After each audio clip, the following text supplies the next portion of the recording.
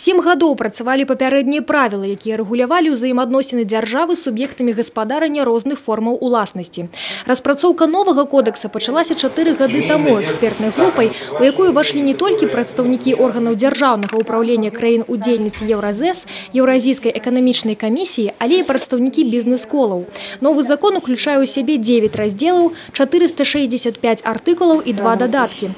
Асноўны акцэнт зроблены на інфармацыйнае ўзаемадзеянне паміж мытнымі і іншымі дзяржаўнымі структурамі, а таксама суб'ектамі знешнеэканамічнай дзейнасці. Замацавана выкарыстанне механізма «Одно окно», вызначаны прыярытэт электроннага дэкларавання. Основополагающие принципы – это и то, что основным документом у нас, начиная с Нового года, будет являться и электронный документ.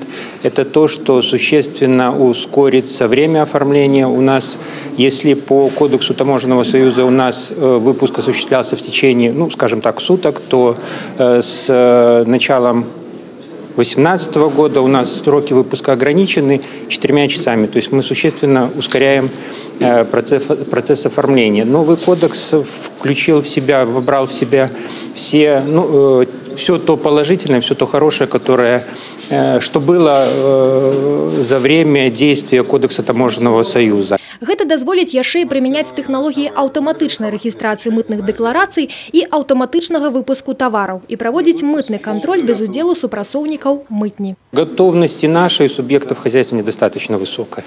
То есть каких-то проблем быть не должно с вступлением в силу кодекса.